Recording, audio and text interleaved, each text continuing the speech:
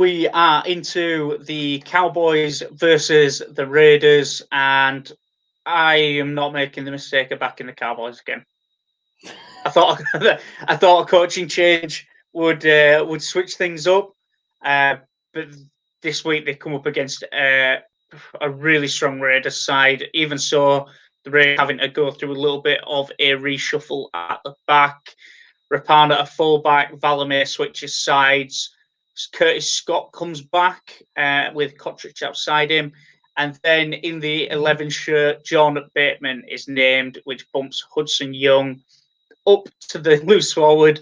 And then reinforcements arrive in the form of Corey Harawira and Nara. The Cowboys, no real changes. They're going to struggle this week. It's a tough ask for them.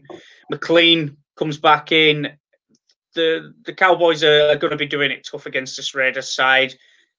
The Raiders now have got probably one of the more dominant forward packs in the entire comp right now. Sutton and Tarpanay on the bench with Harawira and Nara as well. Just the depth and impact that they're going to bring, the Cowboys are really going to struggle to stand up against it. It's not pretty viewing for them. They do get Jordan McLean back after who knows how many weeks. It feels like it's been a year and a half since we've seen him play for North Queensland with his calf. But he comes back, pushes Molo to the bench, who's just signed a contract extension with the Cowboys. Esan Masters, who was dropped an hour before. They finally listened. They finally listened to us, Matthew.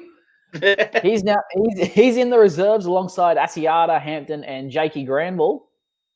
As you mentioned, the Raiders are a plethora of changes. No Nickel Clockstad, one would imagine, for about a month with that compound dislocation. Ugh. Leaves a bad taste in your mouth just saying it. Valamay stays on the wing, which, depending on who goes against, obviously if the numbers line up, he goes against Talagi. But they could switch Kyle Felt over to that wing, which leads me to think that Felt's a good shot for any time try scorer, and paying at $225. Don't mind me. I'm just going to write that one down. I am going Raiders, though. I just think that I don't know if they're going to blow the Cowboys out of the park up there at Queensland Country Bank Stadium. And I do question the addition of Curtis Scott at centre, but obviously, with no Rapana, with Rapana at fullback, and no Nickel Clockstad, it makes it very hard for Ricky Stewart to get himself someone else that isn't 170 centimetres and 70 kilos in Smith Shields. I will say he played fantastically for his extended debut. John Bateman comes back and shores up that forward pack, not that it really needed much of it. Dynamis Louis and Papali having some gun performances. Yeah, look, I'll let you run through your tips as I scour the updated markets. But, yeah, the immediate one standing out for me at home, Kyle Felt is a gun.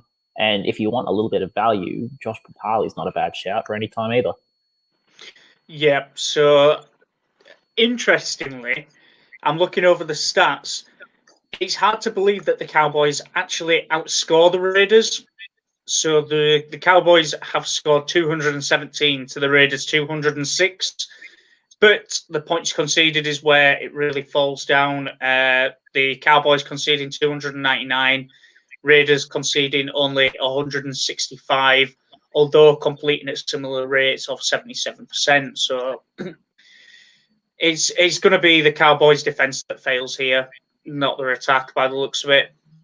So I'm going to say Kotrick anytime try scorer, and the Raiders to score more than 20. That's going to be my go on that one. It's an interesting one, that one. If we go have a look at our Canberra Raiders alternative points, over 20.5 at $1.55 isn't the worst value that I've seen. If you want to feel frisky, mate, I'll offer if I can find it, the race to 20 points.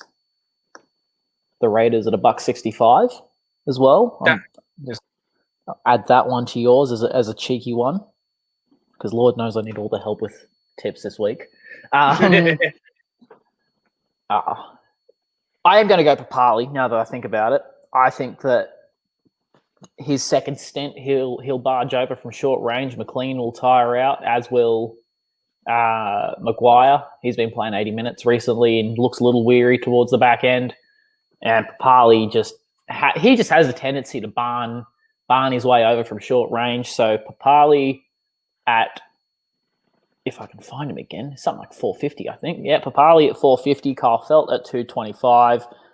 I am going to go cheekily, because I think the Raiders' attack is going to flourish here, the Raiders at 13 plus at 240 as well. Then we will move on to the next one.